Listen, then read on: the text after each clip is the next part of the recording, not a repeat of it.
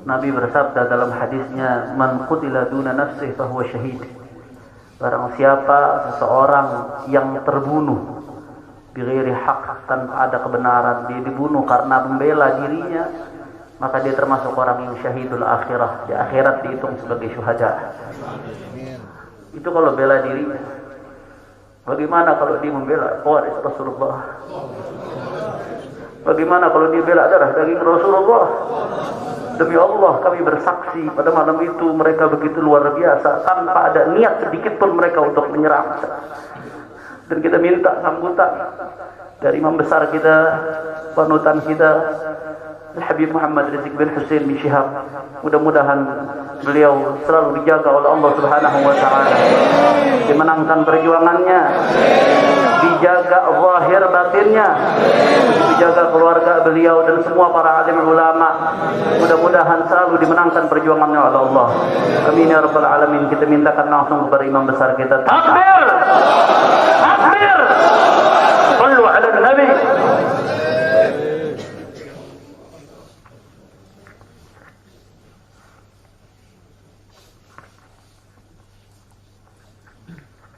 Assalamualaikum warahmatullahi wabarakatuh. Bismillah walhamdulillah wassalatu wassalamu ala rasulillah wa ala alihi wa sahbihi wa mawalah. Fi hadzal maqam asy-syarif nu'azzi jami'a ahli baitil mujahidin asy-syuhada. أعظم الله أجركم وأحسن الله عزاكم وغفر الله لأمواتكم أجمعين وكتب الله في قلوبكم صبرا جميلا آمين يا رب العالمين. Ahiba'il kiram, dalam kesempatan ini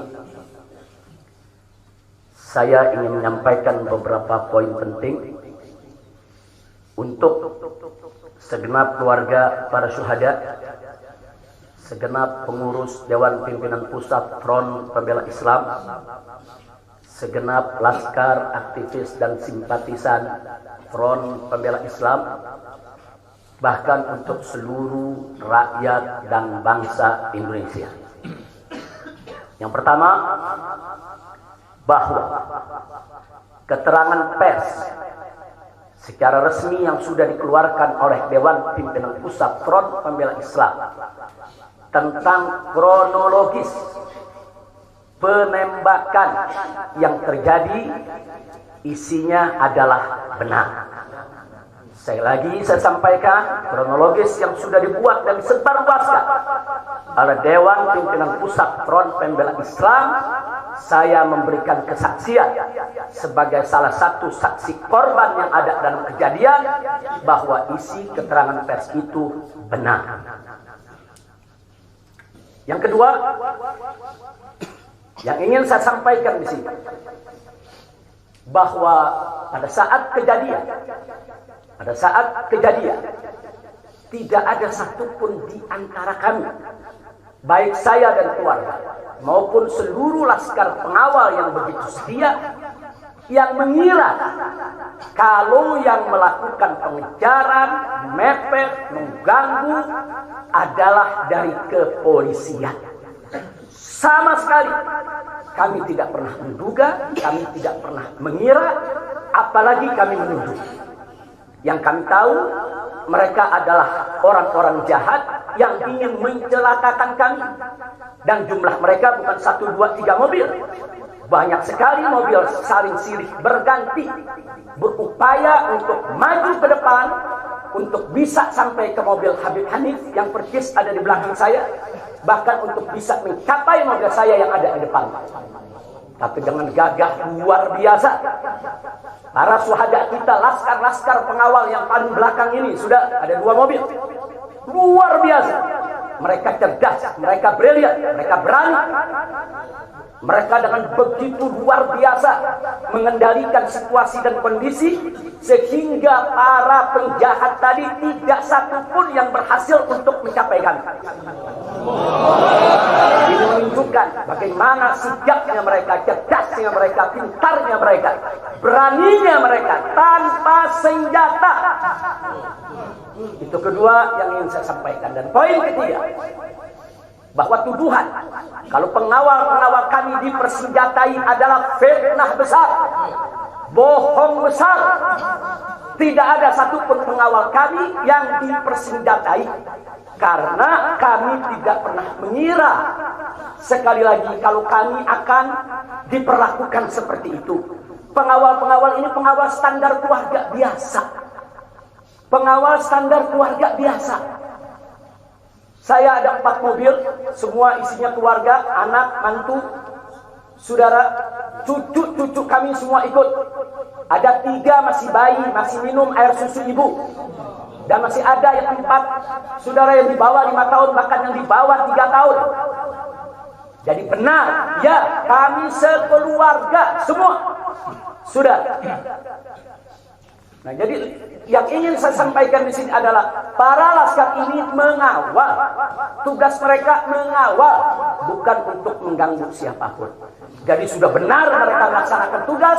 Ketika begitu banyak mobil ingin menyalip, ingin membahayakan kami, mereka melakukan tugas dengan sangat cantik. Mereka tidak mencelakai orang dengan sangat cantik, yaitu bagaimana mereka mengusir satu persatu mobil-mobil tersebut sehingga tidak berhasil masuk ke dalam rombongan.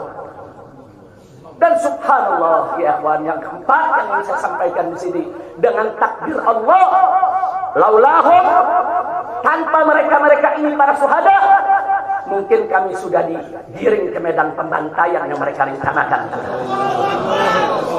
Allah mentakdirkan sesuai dengan kehendak Allah Subhanahu wa taala. Demi Allah, saya dan keluarga siap setiap saat untuk menghadapi mati syahid, ya. Kami tidak akan pernah mundur selangkah pun juga. Tidak akan pernah takut untuk menghadapi segala ancaman dan teror. Maka itu saya sampaikan sekali lagi, ke-6 laskar yang mati syahid ini, mereka laskar yang luar biasa. Mereka laskar yang setia. Bahkan Anda bisa dengarkan dalam rekaman-rekaman yang tersebar, yang viral di mana-mana, ya ikhwan. Bagaimana mereka tertawa, saudara, senang begitu melihat saya dengan keluarga semua sudah terbebas dari kejaran. Begitu mereka melihat saya dengan keluarga semua sudah berhasil meluncur keluar dari kejaran, mereka senang. Padahal sebentar lagi mereka akan dibantai. Mereka digiring ke medan pembantaian. Dan sampai saat itu kami tidak pernah tahu kalau mereka yang melakukan pembantaian adalah pihak kepolisian. Kami tidak pernah tahu. Kami tidak pernah suudzon. Kami tidak pernah menuduh. Bahkan dalam keterangan pers Dewan Pimpinan Pusat Front Pembela Islam masih dicantumkan orang tidak dikenal. Karena kami tidak berani menuduh siapapun tanpa bukti. Kami nggak berani menuduh siapapun tanpa saksi. Itu ajaran Islam. Nggak boleh kita menuduh siapapun tanpa bukti dan saksi, ya ikhwan. Tapi subhanallah, tatkala dari pagi sampai siang kami kerahkan laskar-laskar Kerawang dipimpin oleh pimpinannya masuk ke setiap rumah sakit di wilayah Kerawang, masuk ke setiap kantor polisi, saudara, di Kerawang, menyapu bersih itu jalan tol. Saudara, setiap rest area didatangi semua dalam rangka untuk mencari para syuhada ini. Di mana mereka? Di mana mereka? Tapi subhanallah, akhirnya Allah buka mulut yang membantai, saudara. Allah buka mulut mereka. Allah buka mulut mereka, saudara. Gak bisa mereka sembunyikan, saudara. Allah Maha Kuat, Allah Maha Besar, Allah Maha Kuasa. Allah buka siang itu. Kapolda Metro Jaya mengakui, ya ikhwan, kalau para penyerang, para penyergap, para penguntit, saudara, yang kami semula duga mereka bajingan penjahat, saudara, yang ingin mencelakai kami, ternyata diakui sebagai bagian daripada penyelidikan, bagian daripada penyidikan Polda Metro Jaya. Bukan kami yang menuduh, mereka yang mengaku, ya ikhwan. Kalau mereka menutup mulut, tidak pernah mengaku, sampai kapanpun kami tidak akan pernah tahu, ya ikhwan. Subhanallah, pertolongan Allah hanya hitungan jam, saudara. Allah buka mulut mereka. Padahal logikanya kalau mereka mau tutup seumur hidup pun kami nggak bakal tahu, ya ikhwan. Tapi Allah Maha tahu, Allah Maha berkehendak. Allah buka mulut mereka, saudara. Allah buka pengakuan mereka, saudara, sehingga sekarang menjadi terang benderang siapa para pelaku penjahat itu, sudah. Ini poin-poin penting yang ingin saya sampaikan. Dan semalam saudara kita sudah membentuk tim untuk memeriksa secara utuh bagaimana kondisi daripada 6 jenazah syuhada kita. Saya sudah mendapatkan laporannya secara lengkap. Nanti pada saat yang tepat akan kita adakan siaran pers secara nasional. Dan saya sampaikan kepada semua, seluruh bangsa dan rakyat Indonesia, kami akan menempuh jalur hukum secara prosedur. Kami akan kejar siapapun yang terlibat dalam pembantaian ini. Kami tidak akan biarkan mereka tidur tenang sampai mereka lari ke lubang semut. Kami tidak akan. Maka itu saya minta kepada seluruh rakyat dan bangsa Indonesia, tahan diri, sabar. Kita hadapi dengan elegan. Kita tempuh prosedur hukum yang ada. Karena kalau prosedur hukum ini ditempuh dengan baik, insya Allah semua akan terbongkar, ya. Siapa yang melakukan pembantaian di medan lapangan, sampai siapa yang menjadi otak saudara yang mengatur ini semua akan terungkap. Tapi kalau Anda emosi, kalau Anda berjuang sendiri-sendiri, maka ini akan terkubur, tidak akan pernah terungkap, ya kawan. Maka itu saya minta sekali lagi, sabar. Sabar. Ada saatnya, ya kawan. Ada saatnya kita akan melakukan perlawanan. Ada saatnya, ya kawan. Syuhada kita yang 6 ini, saudara, mereka sudah melakukan tugas jihadnya, menjaga habaib, menjaga ulama, dan mereka sudah mendapatkan hadiahnya dari Allah, mati sebagai syahid. Insya Allah syahadat mereka diterima oleh Allah Subhanahu wa Ta'ala. Dan sengaja memang kami yang meminta keridhaan dari keluarga masing-masing untuk bisa mereka dimakamkan di pondok pesantren agrokultural markas syariat ini. Akan tapi salah satu daripada syuhada kita atas permintaan keluarga mereka, ibundanya yang begitu cinta kepada sang anak, ya ikhwan, dibawa ke rumahnya dan dikubur di rumahnya. Jadi sekali lagi, mudah-mudahan semua syuhada yang 6 ini diterima oleh Allah Subhanahu wa Ta'ala. Saya tidak ingin berpanjang lebar lagi, tapi sekali lagi bahwa di PT FPI sudah berkomitmen dengan seluruh ormas-ormas Islam yang ada, ya kawan. Anda bisa lihat bagaimana ormas-ormas Islam sudah memberikan pernyataan sikap dari berbagai kalangan, di mana kita kompak semua satu kata bahwa harus dibentuk tim pencari fakta independen yang melibatkan semua elemen, yang melibatkan Komnas HAM, Amnesty Internasional. Bahkan kami minta juga Komnas HAM anak untuk ikut berbuat. Karena di dalam kejadian itu ada yaitu 3 bayi dan masih ada lagi yaitu 4 balita ditambah 1 lagi balita dari salah seorang anak kerabat kami, ya Pak. Jadi pada kejadian itu tidak kurang dari 12 wanita, 3 bayi, dan 6 balita yang masih berada di bawah usia 5 tahun. Komnas HAM anak tidak boleh membiarkan, karena pada saat kejadian itu ada bayi-bayi kami yang ketakutan karena mobil itu meluncur tidak wajar, tidak semestinya. Dalam goncangan mobil tersebut, bayi-bayi itu menangis, ibu-ibu itu menangis, mereka terteror, terintimidasi. Mereka bukan tidak takut, ini satu teror yang luar biasa. Nah, karena itu sekali lagi Komnas HAM perempuan, Komnas HAM anak, mereka semua harus ikut terlibat. Tidak boleh ketidakadilan, tidak boleh kezaliman semacam ini dibiarkan terjadi di negara kesatuan Republik Indonesia. Kalau hari ini kejadian sadis brutal seperti ini bisa menimpa saya dan keluarga, bisa menimpa 6 syuhada ini, ya kawan, maka kalau dibiarkan besok akan bisa menimpa siapa saja warga negara Indonesia di negeri ini. Maka itu saya ajak semua elemen bangsa ini, dari mulai presidennya, DPR-nya, dan seluruh institusi kenegaraan terlibat, yaitu secara bersama-sama untuk mengungkap fakta yang sebenarnya apa yang terjadi di balik semua ini. Itu saja yang ingin saya sampaikan. Sekali lagi, ya ikhwan, malam itu saya dan keluarga keluar lewat dari jam 10 malam. Kenapa kami lewat dari 10 malam? Karena kami pikir kalau keluar jam 7 atau ba'dal maghrib banyak krodit macet di jalan, ya kawan. Nah, lewat dari jam 10 supaya jalan agak senggang. Nah, kami harap sekitar jam 12 atau lewat kami sudah sampai di tujuan. Tujuan kami suatu tempat peristirahatan yang memang cocok buat kesehatan. Kami sedang membutuhkan sedikit waktu lagi untuk memulihkan yaitu tenaga kami, kesehatan kami.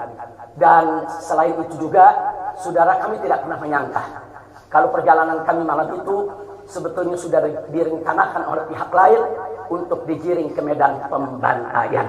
Kami tidak pernah menyangka dan kami tidak pernah menduga. Tujuan kami hanya ke tempat peristirahatan, dan sehingga kalau jam 12 atau setengah 1 kami sudah sampai, kami beristirahat, dan subuh kami punya pengajian keluarga. Baca Al-Quran, baca hadis, baca zikir, hanya khusus untuk keluarga kecil kami saja, untuk anak, menantu, cucu, dan untuk babysitter yang menemani cucu-cucu kami, begitu juga untuk beberapa anggota kerabat kami. Jadi kami tidak pernah menyangka acara yang sebetulnya begitu sederhana, indah, saudara, ternyata sedang digiring ke medan pembantaian. Dan subhanallah, akhirnya kami semua selamat. Berkat apa? Dengan takdir Allah, berkat perjuangan ke-6 syuhada ini. Tanpa perjuangan ke-6 syuhada ini, mungkin kami saat ini tidak bertemu Anda lagi di sini. Maka itu saya sampaikan sekali lagi kepada keluarga para syuhada. Keluarga para syuhada, Anda semuanya harus bersabar kepada Allah Subhanahu wa taala, ridho kepada keputusan Allah, dan jangan khawatir, keluarga Anda yang kembali kepada Allah ini mati sebagai syahid, Allah akan masukkan mereka ke dalam surganya, dan Allah akan berikan kepada mereka kelak syafaat untuk menolong seluruh anggota keluarga agar bisa dimasukkan ke dalam surganya. Itu saya yang ingin saya sampaikan.